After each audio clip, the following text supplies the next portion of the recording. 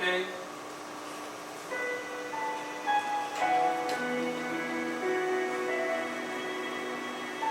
네, 주님의 숲 성도 여러분 반갑습니다. 이렇게 온라인 예배로 예배를 드리게 되었는데 우리가 각자의 집에서 가정 가운데서 예배를 드리지만 하나님은 언제나 우리와 함께 하시고 우리가 어느 곳에 있든지 우리 예배를 받으실 줄 믿습니다. 말씀을 함께 나누고 예배하기 원하는데요. 하나님은 우리의 피난처시오 힘이시니 환난 중에 만날 큰 도움이시다. 그러므로 땅이 변하든지 산이 흔들려 바다 가운데에 빠지든지 바닷물이 솟아나고 휘몰든지 그것이 넘침으로 산이 흔들릴지라도 우리는 두려워하지 아니하리로다. 네. 이 어려운 시기에 하나님을 찬양할 수 있음에 감사하며 오늘도 즐거움으로 예배드리기 원합니다.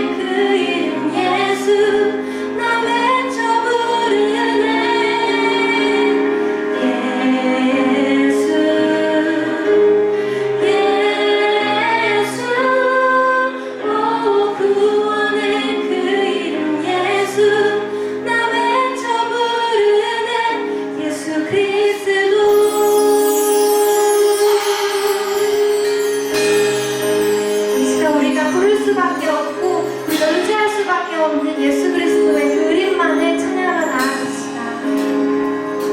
슬픈 마음 있는 자 구하여 없는 자 누구든지 부르시오 예수 이름 부르시오 그 이름을 믿는 자 그 이름을 부르는 자 그가 어떤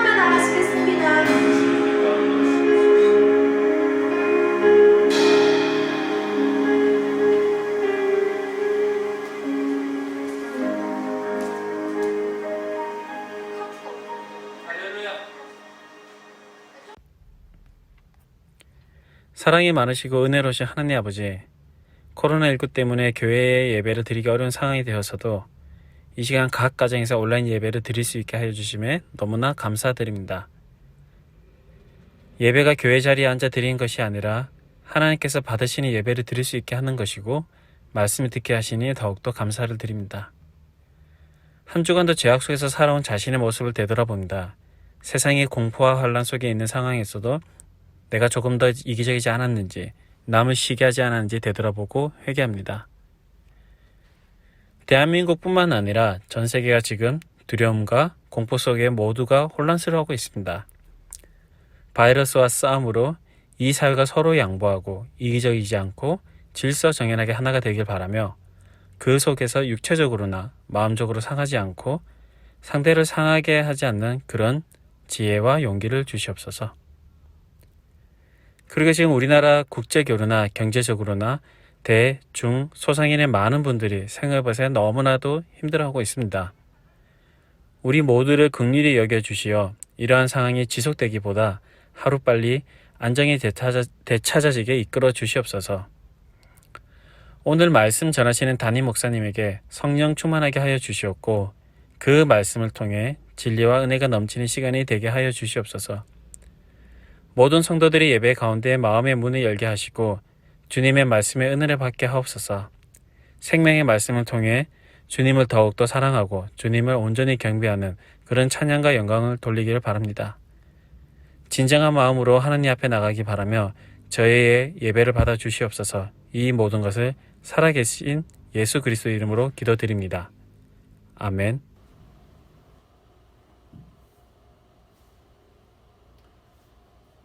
네, 웨스트민스터 대요리 문답 67번부터 오늘 시작하겠습니다. 웨스트민스터 대요리 문답 67번.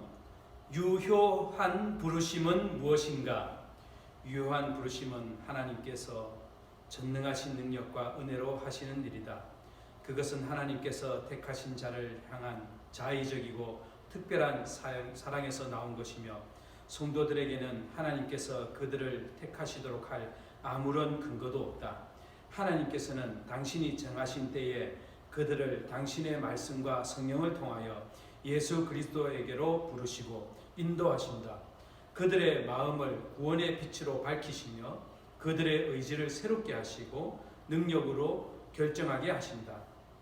그리하여 비록 죄로 죽었지만 당신의 부르심에 자의로 응답하게 하시며 당신께서 주시는 은총을 받게 하시고 끌어안게 하시는 것이다.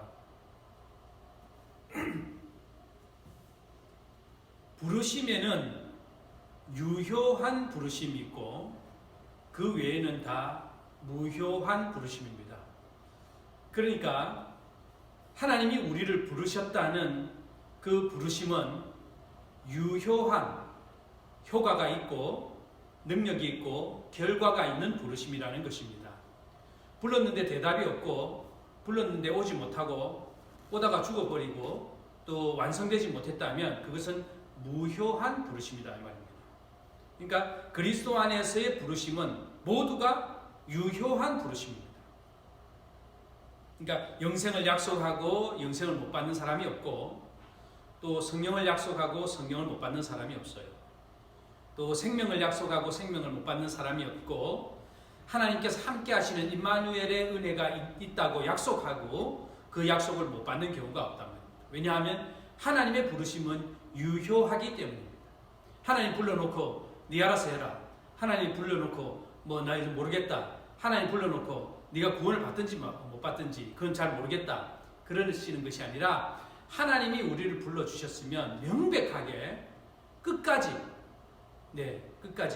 이 땅 가운데서 예수께서 제자들에게 하신 그 태도가 있어요. 그건 뭐냐면 당신께서 당신의 사람들을 사랑하시되 끝까지 사랑하십니다. 그렇게 되어 있습니다. 끝까지.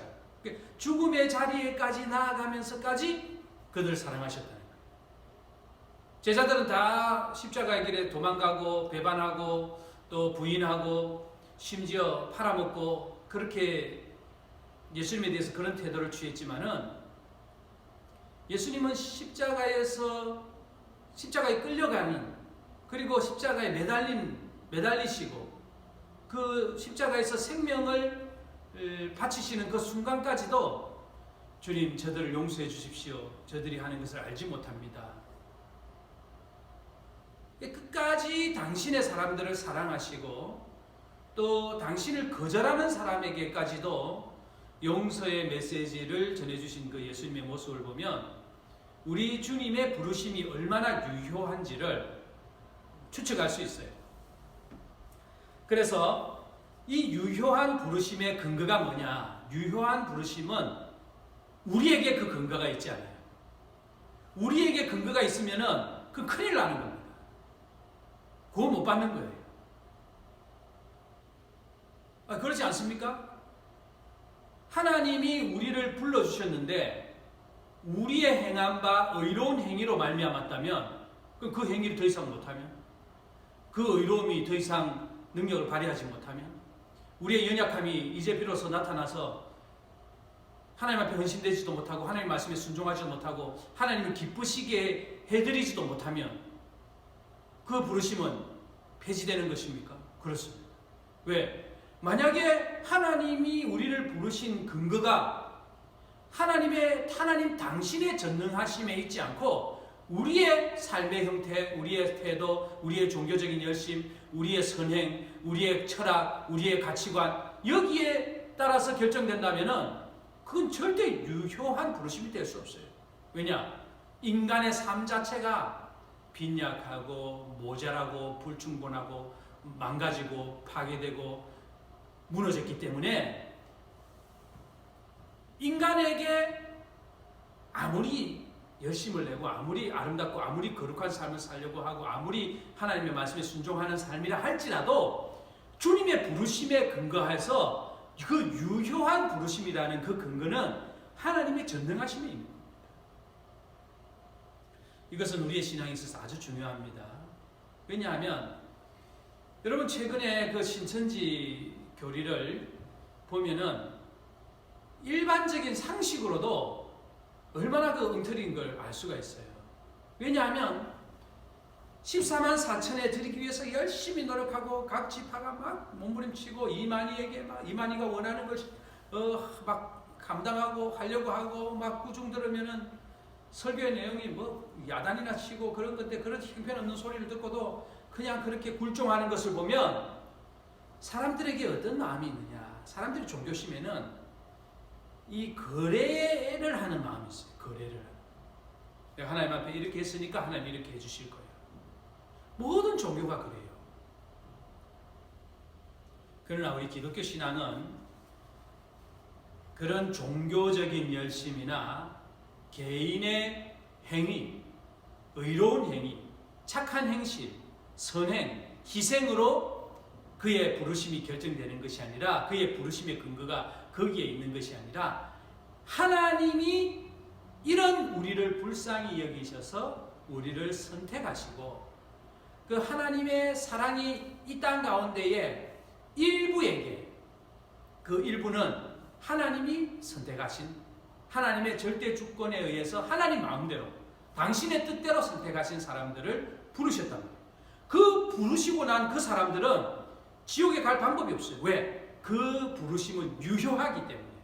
그 부르심을 선포한 분이 전능하시기 때문에 그분의 전능하심에 근거한 부르심이기 때문에 이것은 약화되거나 변화되거나 또 변질되거나 또 다른 형태로 바뀌거나 무산되거나 없어지는 것이 아니다.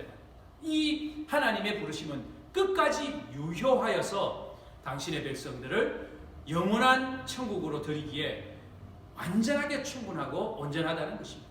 그래서 대열의문답 67번 유효한 부르심은 무엇이냐? 유효한 부르심은 하나님께서 전능하신 능력과 은혜로 하시는 일이다. 그랬습니다.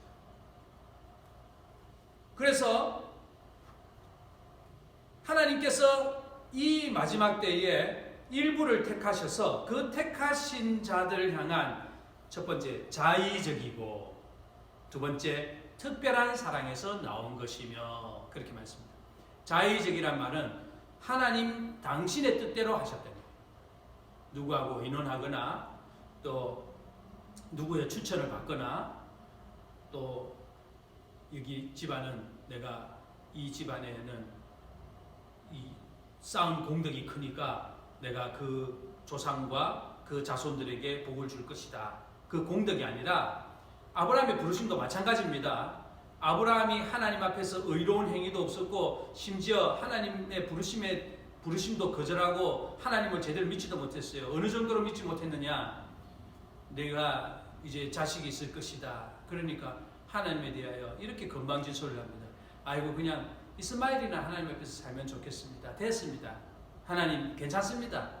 아이고 뭐 내가 이렇게 다 늙어가지고 우리 마누라도 저렇게 다 늙었는데 그리고 하나님의 인도하심, 하나님의 그 섭리와 하나님의 사랑, 하나님이 너에게 바닷가의 모래처럼 또 하늘의 별처럼 많은 자손을 주겠다 한 그 약속을 못 믿은 거예요. 그러니 여러분 하나님 앞에서 아브라함이 하나님이 의롭다고 할 만한 행실이 있었느냐? 아무것도 없었어요. 그래서 이것을 히브리서나 서신서에서 어떻게 표현했느냐? 아브라함이 하나님을 믿음으로 그 믿는다는 건 뭐냐면 그 하나님의 사랑을 받아들였다라는 뜻이에요. 그 믿는다는 행위나 믿는다는 그 공덕을 통해서 구원받았다는 뜻이 아니라 믿는다는 게 뭐냐면 하나님이 하신 것을 받아들인다는 뜻이에요. 믿는다는 것은 우리가 의지를 사용해서 그분을 받아들인다는 것이거든요. 그러면 믿는다는 것은 행위가 없다는 말과 같은 거예요. 행위가 없고 하나님이 하신 그것을 받아들인다. 예수님 영접하는 것도 똑같은 거예요. 내가 문 밖에 서서 문을 두드리니 누구든지 내 음성을 듣고 문을 열면 내가 그와 함께 먹고 마실 것이다. 그랬으니까 이것은 내가 그분에게 문을 여는 것은 어떤 행위를 말하는 것이 아니라 그분의 존재와 그분을 받아들이는 자들에게 하나님이 그 사랑을 전해주시고 또 그 섭리 가운데 하나님의 전지전능한 능력으로 영원한 생명으로 이끄시고 인도하신다는 것을 믿는 걸 말하는 것입니다.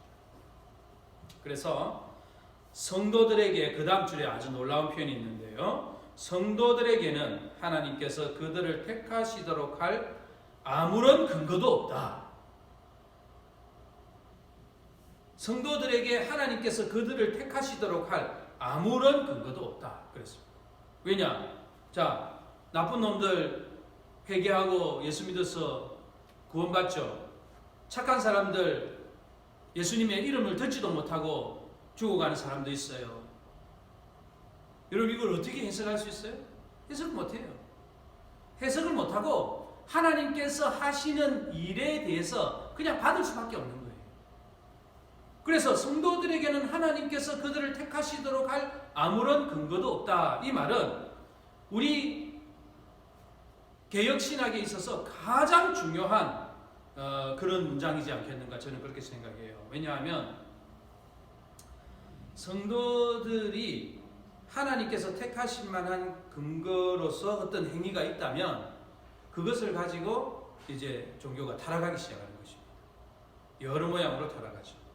예를 들자면은 열심을 내고 집회에 많이 참석하고 또 예배에 열심을 하고 봉헌을 헌금을 많이 하고 또 아주 헌신해서 직분도 받고 또 안수받고 여러분 근데 곰곰이 생각해 보십시오. 이것은 우리가 천국 가기 위해서 우리가 이렇게 한 것이에요? 하나님의 백성이 됐으니까 이렇게 하는 것이에요.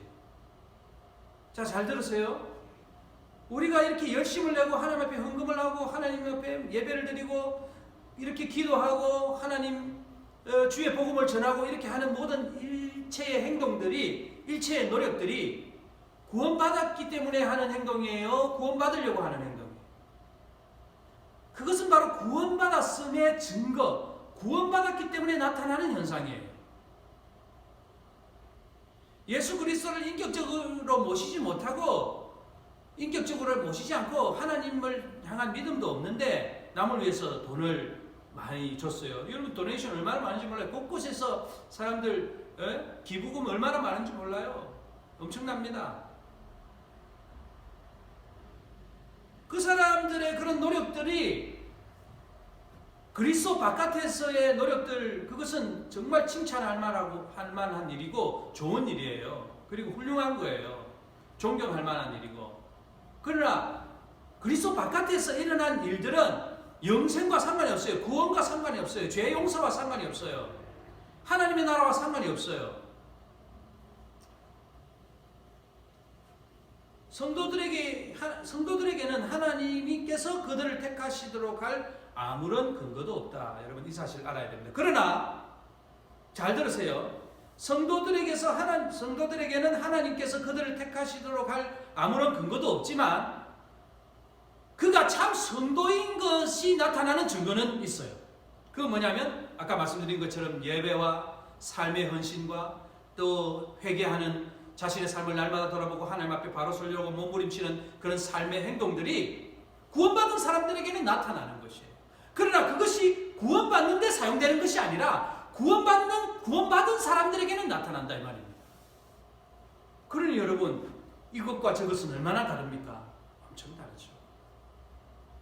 그래서 이단 사이비 교주들이 주로 사용하는 것이 뭐냐? 바로 이 공로의 문제라는 것입니다. 행위의 문제라는 것입니다. 심지어 유대교도 이 행위의 문제거든요. 갈라디아 교회가 믿음으로 잘 서가면서도 갈라디아 교회에 큰 위기가 닥쳤는데 그것은 무슨 재정적인 위기나 또 교회 안에서 어떤 나약함이나 이런 것이 아니라 잘못된 가르침이 들어온 거예요. 그 잘못된 가르침이 뭐냐? 하나님의 은혜를 통해서 우리에게 주어진 예수를 믿는 신앙도 중요하지만 믿음도 중요하지만 그래도 우리가 수많은 세월 동안에 유대교가 가져왔던 그 율법이 나쁜 것이냐 좋은 것이냐? 좋은 것이지 않느냐? 할례를 받는 게 좋은 거지 않느냐? 할례 안 받을 수도 있지만 받아서 나쁠 게 뭐가 있어? 받아서 나쁠 게 받아서 받는 것도 괜찮지 않아? 이러다가 나중에는 어떻게 해요? 할례 받아야 돼. 할례 안 받으면 안 돼. 율법 지켜야 돼. 율법 안 지키면 안 돼. 그래서 그 갈라디아 교회 지도자들과 교인들에게 어리석은 사람들아 이렇게 야단을 치는 겁니다. 사도 바울이. 그러면 어떻게 해서 그 부르심이 유효한가? 하나님이 우리를 부르신 근거가 뭐냐? 두 번째로 보면 하나님께서는 당신이 정하신 때에 그들을 당신의 말씀과 성령을 통하여 예수 그리스도에게로 부르시고 그랬습니다. 그러니까 우리가 예수님을 믿게 된 데는 성령과 말씀을 통해서 우리에게 예수 그리스도를 나타내 주시는 겁니다. 그러니까 우리가 찾아간 것이 아니라 성령과 말씀을 통해서 예수 그리스도께서 우리를 찾아오시는 겁니다. 그래서 기독교 신앙은 계시의 종교인데 계시의 신앙인데 이 계시가 뭐냐? 하나님이 우리에게 오시는 겁니다. 우리가 그것을 찾아갈 수 있다라고 생각하는 것이 아주 잘못된 것이에요. 쓸 수 없는 거예요.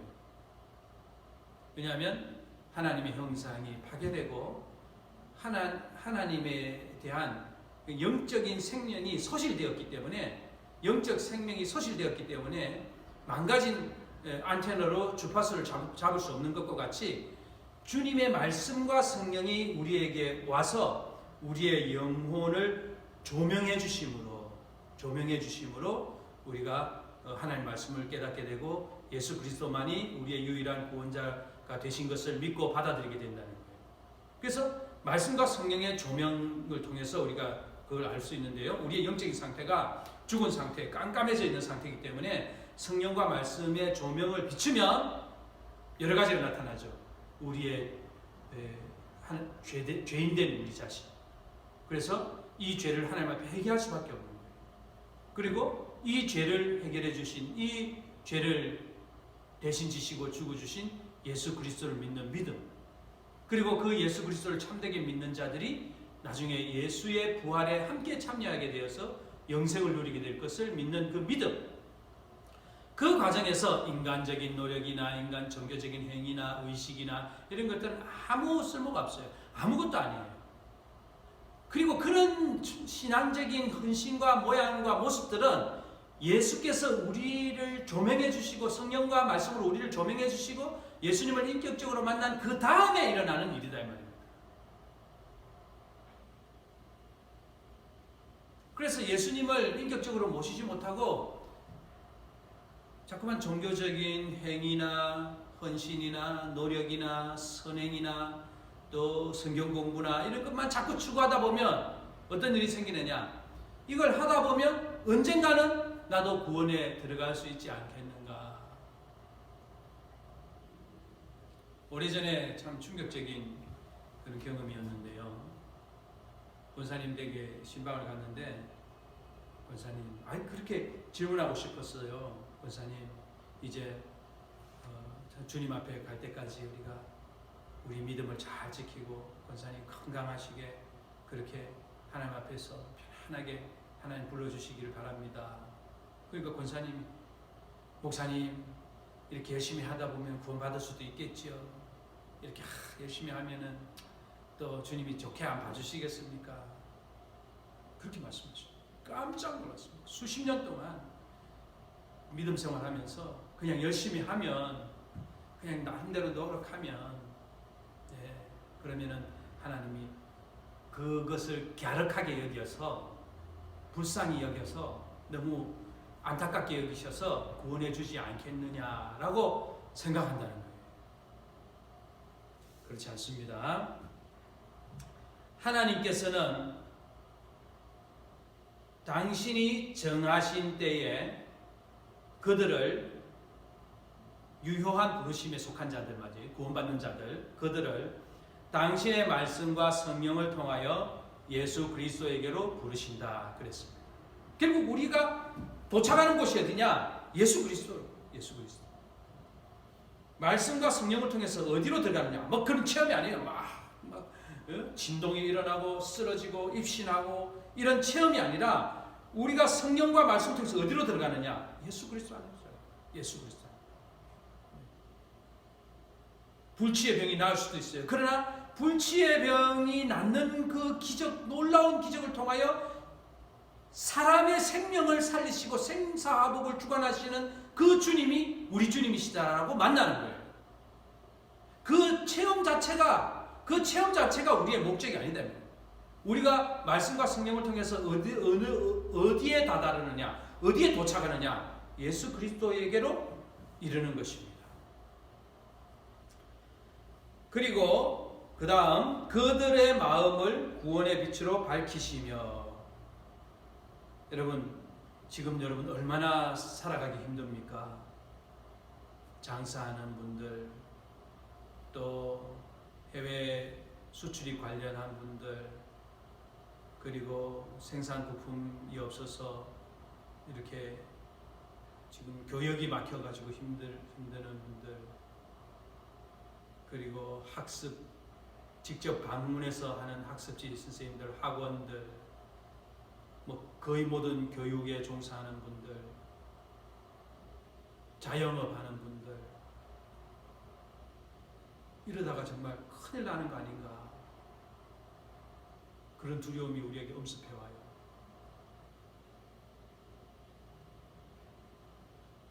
이 국제적인 이 지구촌 전체가 위기 속에 빠지지 않습니까? 그때에 우리의 소망이 하나님밖에 없음을 우리가 자각하는 거예요.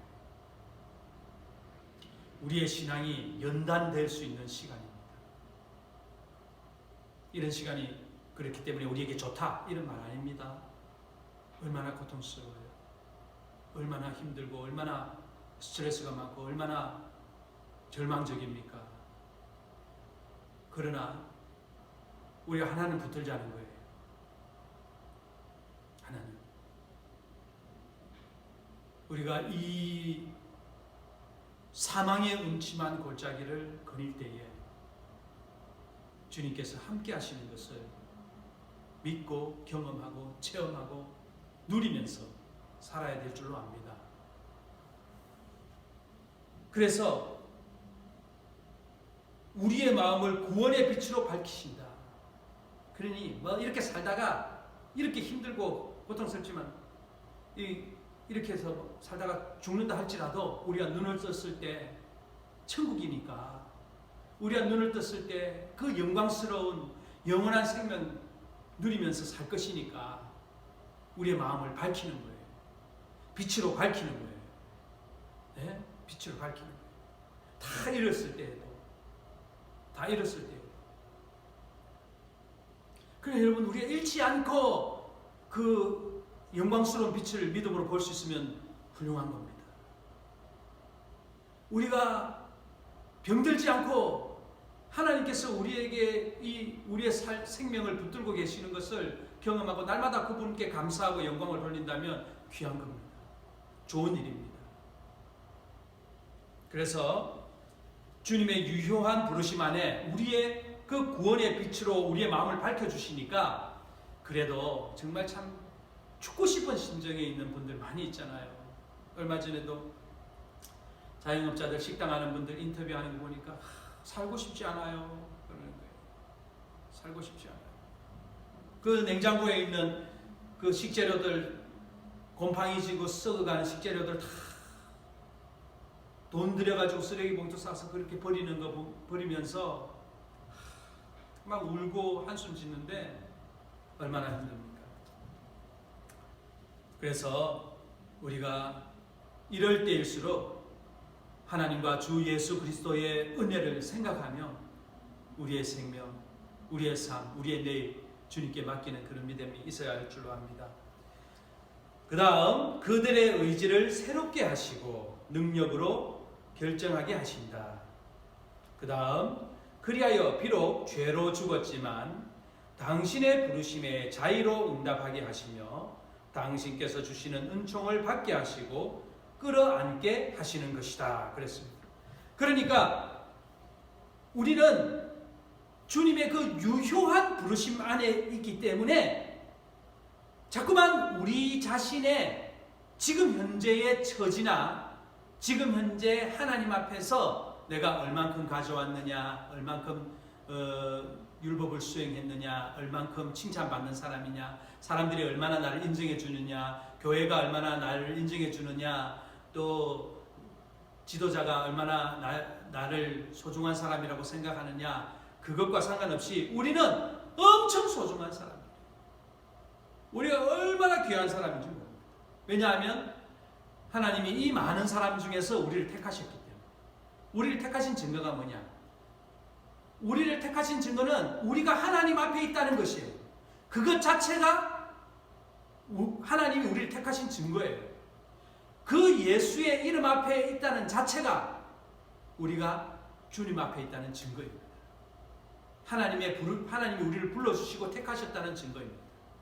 누구든지 성령이 아니고는 예수를 주시라고 할 수 없느니라 그랬단 말입니다. 여러분, 예수를 주로 믿고 있는 우리 신앙의 동지 여러분, 믿음의 권속 여러분, 힘을 내십시오. 오늘은 유효한 부르심에 대해서 살펴보았습니다. 여러분, 하나님이 우리를 정말 많은 사람 중에서 택하셔서 불러주셨습니다. 날마다 찬양하십시오. 힘도 않는 데까지 찬양하십시오. 그리고 감사하십시오. 날마다 주님 감사합니다. 그리고 특별히 하나님께서 우리를 이렇게 살게 해주셨으니 고통당하는 자들을 위하여 달려가고 고통당하는 자들을 위하여 기도하고 고통당하는 자들을 위하여 헌신하는 그런 주님의 숲에 있는 모든 성도님들이 되기를 주의 이름으로 축원합니다. 기도하겠습니다. 주님, 우리를 유효한 부르심으로 불러주셔서 감사합니다. 전능하신 하나님의 택하심, 그것이 우리의 부르심을 유효하게 하신 것을 믿고 감사합니다.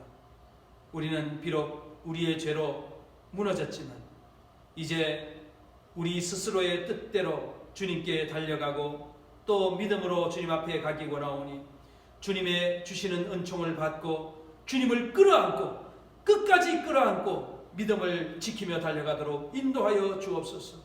절망이 올 때, 의심이 올 때, 또 내 삶의 나태함과 게으름이 올 때 우리 자신을 쳐서 그리스도에게 복종시켜 하나님의 영광스러운 부르심에 합당한, 주님의 부르심에 합당한 저희 모두로 삼아 주시옵소서. 주님의 부르심에 합당한 저희 모두 되기를 원하옵고 예수님의 이름으로 기도하옵나이다. 아멘.